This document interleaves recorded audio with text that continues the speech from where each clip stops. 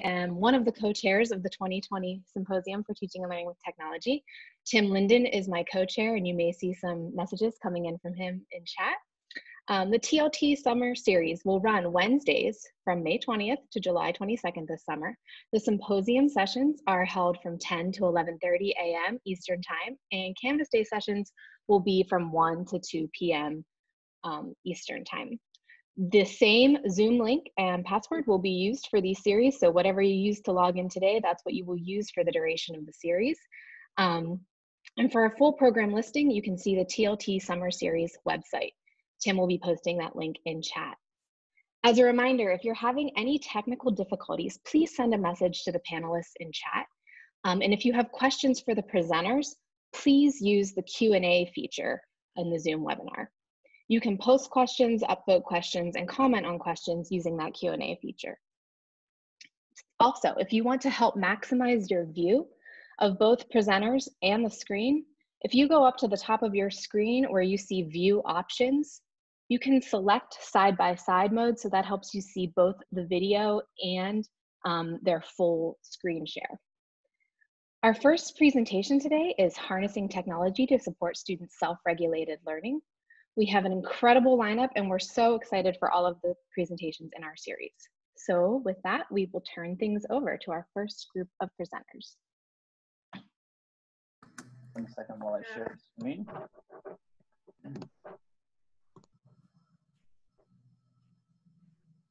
Good morning, everyone. My name is Rain Sperling, and I'm here with Joe Tice, Janelle Melkos, Ying Wang, and Pat Buchanan. We're going to present today on an app and a framework that we use to support student self-regulated learning. If there are some demonstration components, so if you'd like to self-enroll in the Nudge Demo Pride, you can see the contact information on the lower part of the screen, and Janelle is going to place that in chat as well.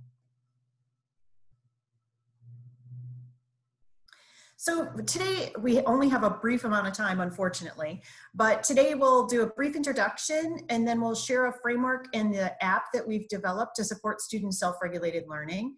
And then we'll have a chance to do some practice of both the app and the framework. And we'll leave time for questions at the end. If you do have questions throughout the presentation, you can post those as well.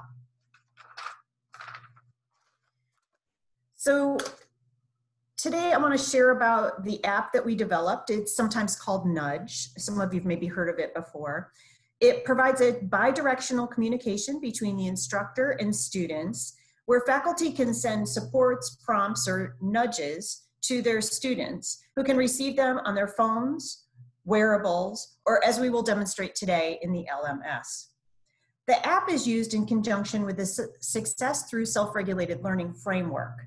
The framework is theoretically grounded and empirically tested tool that instructors can use to intentionally support their students' self-regulated learning. So today we'll demonstrate both the framework and the app. Just to give you a little bit of background, self-regulated learning supports students' academic success. Self-regulated learners effectively manage their behavior and their learning before, during, and after they engage in a learning task. There are various models of self-regulated learning. There's a strong empirical research base and varied and deep theoretical support. Importantly, self-regulated learning can be taught and supported. Models of self-regulated learning share common elements, and 3 common elements are metacognition, or a learner's knowledge and regulation of their own thinking, learning, and studying. Cognitive strategy use, or things students can do to assure that they've learned. Some examples might be effective note-taking, self-questioning, using a drawing strategy, something like that. And motivation. And we, in our lab, we place emotion regulation within motivation, task engagement, self-efficacy. Something some of you might be interested in, like grit, would also be placed in the motivation component of self-regulated learning. So we took theoretical models of self-regulated learning and sort of mapped them out so that faculty can use an intentional tool to help them with help their students' self-regulation.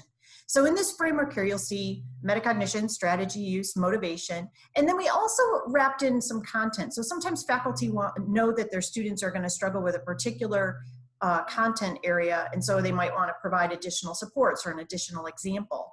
And then we also added a management tool. So things like reminding students of upcoming events or resource management that they might have for a class. So faculty can use this tool and provide prompts such as multiple choice, short answer, sliders, yes, no's, or acknowledgements to their students. And so I'm going to turn it over to Janelle, who uses the framework and the app in her classes. Thank you, Rain. Good morning, everybody. Thank you for joining us today. We're excited to get to share this with you. I've had the true pleasure of working with this amazing group for about 4 semesters now with the framework and nudge.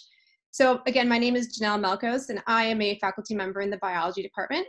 I primarily teach cell biology and anatomy and physiology. These are very content-dense courses. And one of the things I realized through my teaching is that I do really want to still stress self-regulation.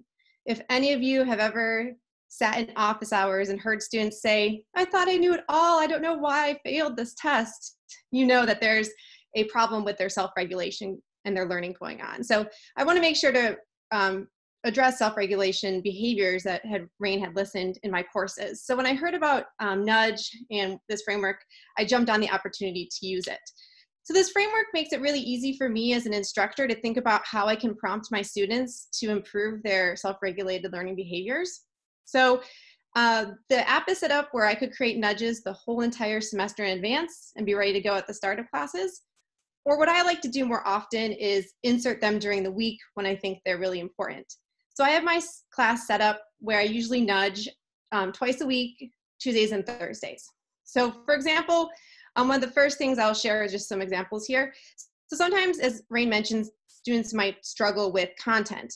And oftentimes it's not necessarily the content, but the way they're approaching it with strategy. So here's an example of strategy use that I would use. This is from my physiology class. So if students were struggling with a concept, I could nudge them outside of class. So it's a way for me to contact them between our class meetings with a question saying, hey, can you summarize this difficult concept? Summarizing is a great tool to use to help your knowledge. And then they can respond to that with a short answer. So this is a short answer example. And then I would go through those and provide some feedback. Another example could be metacognition. So I like to make sure my students are thinking about their learning and reflecting on where they may be struggling. So here's an example of after tests, nudging them to think about how can I use my test as a tool to improve for the next time, and just asking them yes or no, will they come by and see us for some extra help? And then finally, one other example might be management. Like Rain mentioned, sometimes students just need help organizing and staying on top of things. So here's an example of a management one, reminding them that we have learning objectives, that they should be using their learning objectives. So please make sure to check those out. And this is a simple checkbox. Yes, I read this. I heard Dr. Melkos tell me to do this, and I should probably go do it. So these are just some examples I've used throughout my classes, and I wouldn't have been able to do this without the help of Joe, who is a great person on this team who helped me think about the nudges and how to organize them.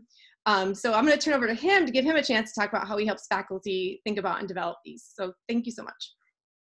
Yeah, thanks, Janelle. So again, my name is Joe Tice. I'm a graduate student in the educational psychology program. So one of the things that we like to do with the Nudge project is when we have a new collaborator, we don't want them to just kind of be thrown out to the wolves, so to speak. So we like to really support instructors in using the tool. So what that means for me is I typically will meet with an instructor at the beginning of a semester and ensure that they're comfortable using the framework, ensure that they know what each category of nudge means theoretically, and what it might look like in practice. Because we really don't want the framework or the nudge tool to turn into like a messaging app. The power of the tool is really in the framework and the theoretical grounding. And so as Janelle had kind of mentioned before, there are multiple approaches that instructors can take to using the framework and the tool. They could map all of the nudges that they want to release for the entire semester. They can do that in one sitting and queue them up in the tool for release later on in the semester. They can also create them just on the fly. One day if they think of a good nudge to release, they can just release it. They can also focus on one type of nudge, so maybe just metacognitive nudges or just motivation nudges, or they could focus on kind of releasing a diverse set of nudges, so use the entire framework across all categories. But regardless of the variety in ways and the variety in which instructors can use the tool, all the instructors have one thing in common, and that is that they're very intentional and they very much care about improving students' learning. And I personally find that extremely encouraging. So with that being said, I think we're going to turn it over to Ing, and we will go through a couple of example nudges and see if everybody can practice categorizing the nudge properly. Ing?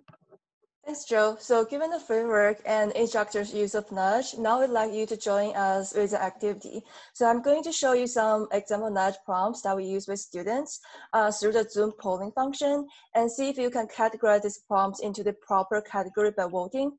But also keep in mind that self-regular learning is a complex process. So some prompts that you see may be hard to be categorized into just one category. So just try your best to choose the most proper category. Okay, so let's get started. Try the first one.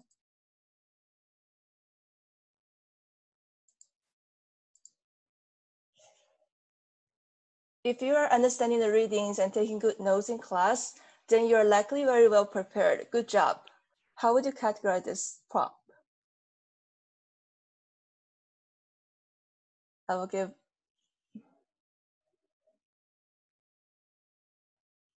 Okay, I see most of you selected motivation, and that is correct. So as you can see, this prompt is designed to reinforce students' use of strategies for preparing for a task. Therefore, it is a motivation prompt. So let's try another one.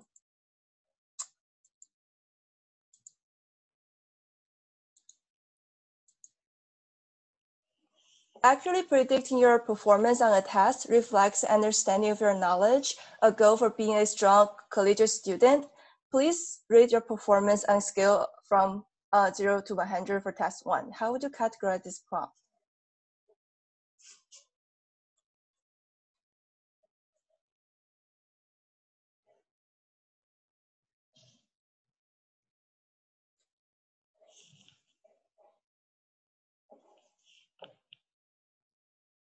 I will give another 5 seconds.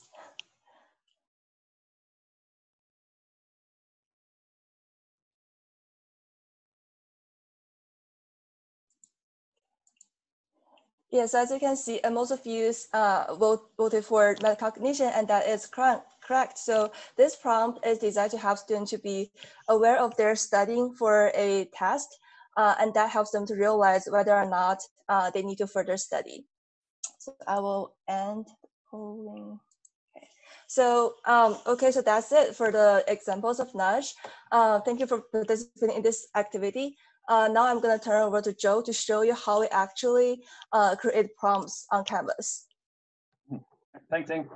So, right, now that we have an idea about what the framework looks like and a bit about the theoretical grounding of the tool, let's take a look at the actual tool as it appears in Canvas. So everybody should be able to now see this Canvas page, but let me know if you cannot. So if you've enrolled in the demo Pride, you should be able to see this page on your own screen. If you want to enroll now, you can certainly do that. But this is the landing page that you'll see for Nudge. So the first page is just some brief, bio information about the team here. And you can click here to see more information about the frameworks with some examples. But for now, I want to show you the actual tool. So this is what, if you had Nudge enabled in your course, and it is course specific, so you can have Nudge enabled for one of your courses or multiple, you would see the Nudge tab in Canvas here, just like any of the other tabs. And what you would do is, as a student or an instructor, you could click on this tab, and it would launch the Nudge tool. So I'm in instructor mode now, so I'll change to student. So if you were a student and you had just clicked on the Nudge tab, this is what would show up. So you can see two broad categories here. The first is the unanswered prompts category. And if I were to answer any one of these prompts here, they would be moved into the answered prompts section. So you can see there, we've preloaded several prompts. You can ignore these bottom two. These were just glitches, and they will not delete for some reason right now. But you know, if after the presentation, if you'd like to take a look more closely at these prompts, you can certainly do so.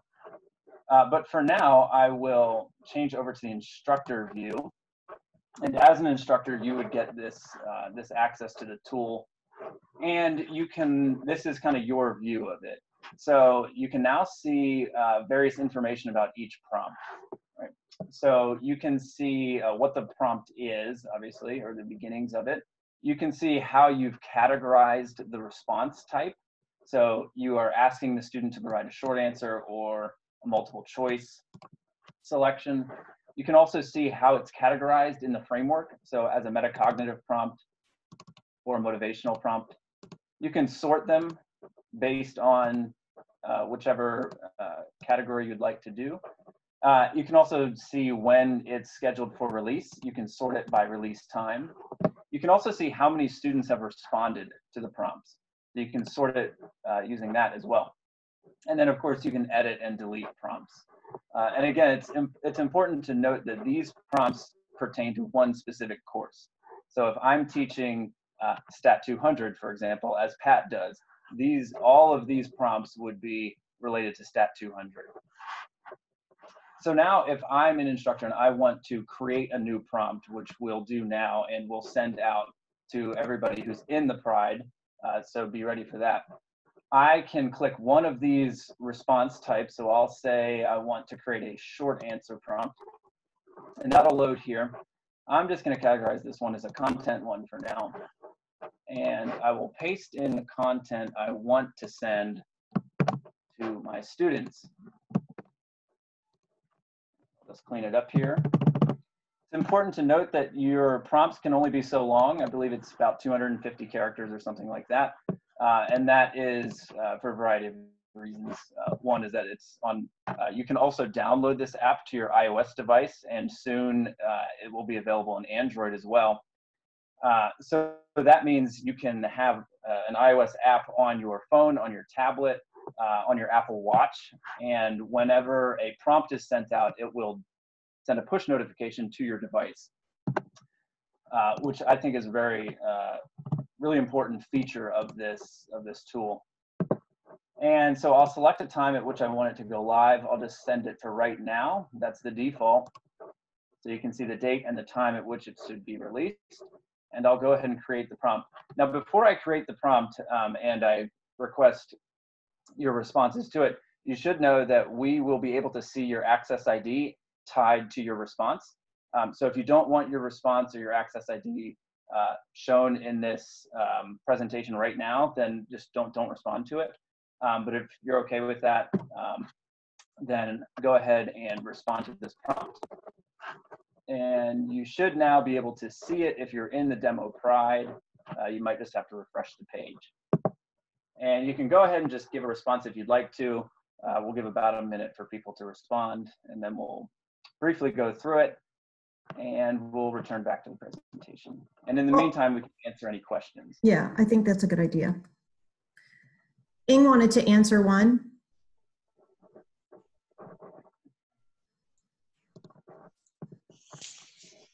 I think I clicked on the wrong button, but yes. Yes, students can download the app for using Nudge. In the same time, they can also just use Canvas. They will get notice whenever the instructor sends prompts to them. I hope that answered your question. There's another question. Will the slides be accessible later? Absolutely. And we have other support materials that we can share with you as well. You can contact me at RSD7. And also we have a QR code at the end where we have a contact us if you would like to collaborate with us. There are not default prompts for all courses. You could make them as a community of instructors. And we also have a bank of prompts or nudges that we've used across different courses, and we make those available for other people to see if they want to use those for inspiration for their own courses. How do students receive it? Do they like it? Do they feel overwhelmed? Too much attention?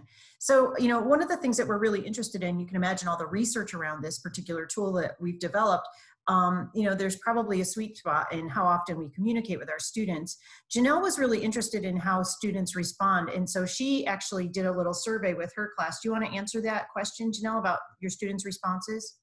Yeah, sure. So, and tied to that, a lot of people have asked about grading as well. So when I ran the survey, I used Nudge as an extra credit opportunity. I've also used it as a graded part of my course, a small stakes, less than 2%. But the feedback I got overwhelmingly from those who actively participate was very positive, that it helped them focus their study, that it helped them understand what I was expecting of them a bit more by giving them these prompts. I did not see any comments about feeling overwhelmed or you know, having too much contact with the instructor. So most of it was overwhelmingly positive. I think the only negative comment I saw that I worked on as an instructor was that they wanted more feedback from me after they submitted a nudge. So I started weekly summarizing the responses for them so they could get some feedback, and if they were correct, if they were off, what the common mistakes were, and that seemed to be quite helpful for them.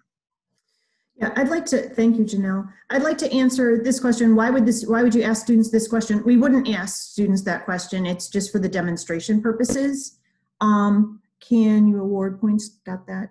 How can I get, okay, that one's done. Who created this app and this system? Who collects data from the app? So I created, this was my idea because I'm a self-regulated learning researcher. The app was created by TLT and through a fellowship that I had with TLT and through a COIL grant that I had.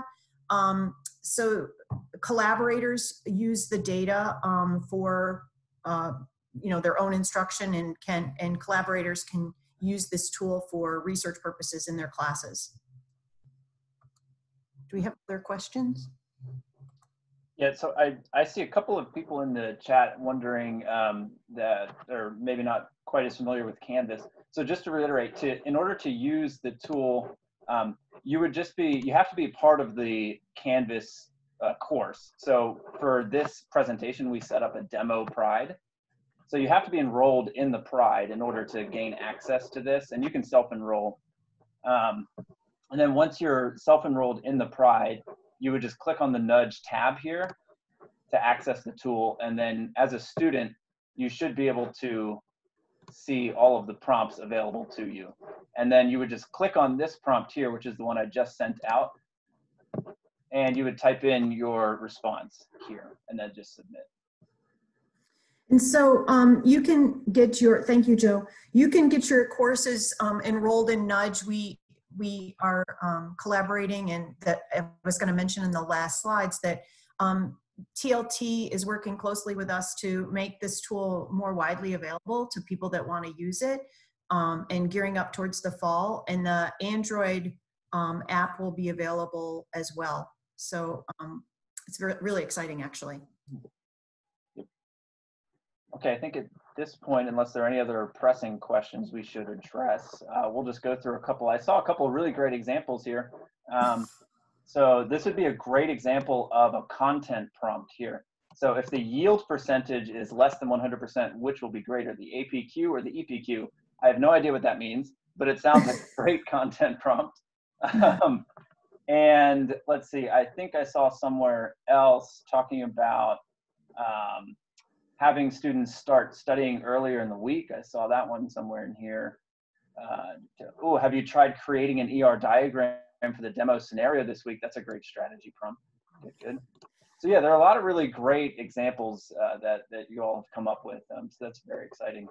So, yeah, and before you go back to the slides, I just want to share, so this is really helpful for you. If you've provided a prompt to your students, you can look through these responses and really gauge how well your students are doing, right? And it can provide feedback for you as an instructor about where you may need to place more instructional time or more examples or other supports for students. So the feedback from the instructional tool is really helpful as well.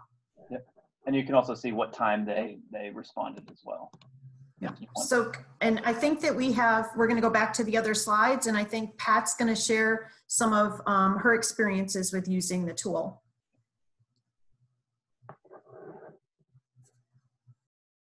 Thank you, Rain. I had the pleasure of being involved with this for 3 semesters as a faculty member teaching Stat 200.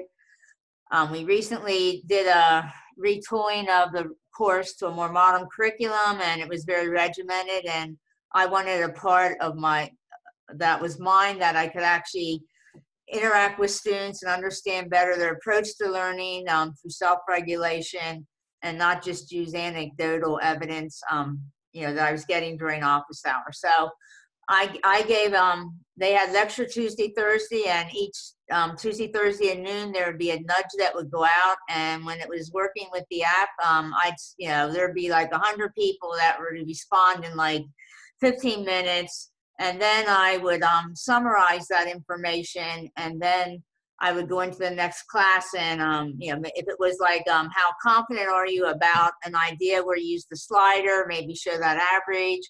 If I asked them to generate an example of a graph that would be, based on the type that we were studying, that could be used in their field of interest, I would show some of those examples, and they really appreciated it. So again, I got some wonderful feedback, and it really helped me understand some things better. And so because of Stat 200, there were some constraints, so I got to use it as extra credit, but I'm teaching a different course in the fall, or a new one, and I hope to use it where I have full control and perhaps can leverage the tool even better.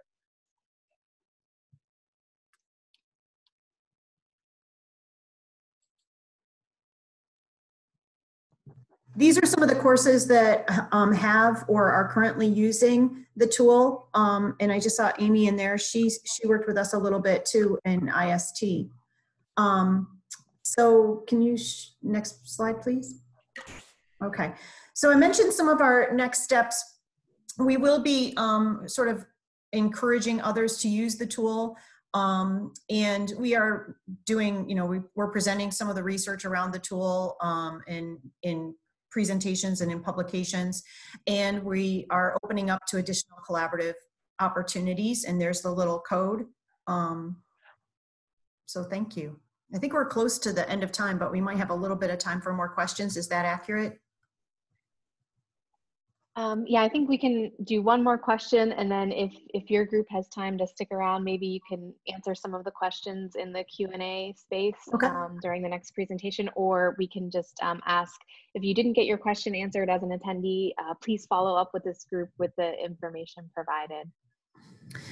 Oh, one of the things that I see in here, a couple examples, there is some flexibility to add mathematical symbols. That's something that we've been working on, and graphical PDFs into the prompts. Do the nudges show up for students as to-do items in Canvas, or do they have to go to they have to go into the nudge tool in Canvas? And one of the things that's really interesting about this from a studying student behavior perspective is how students engage, and we'd like to do some profiling around this. So we can know when they respond. And so some students use them, sort of binge them. Some students are very regular about going in every day and checking their prompts. So there's some really interesting strategies that students use around the nudges. And as we have more data, we'll be able to model when we should encourage them to do the nudges, when they're going to most likely respond to them, that kind of thing.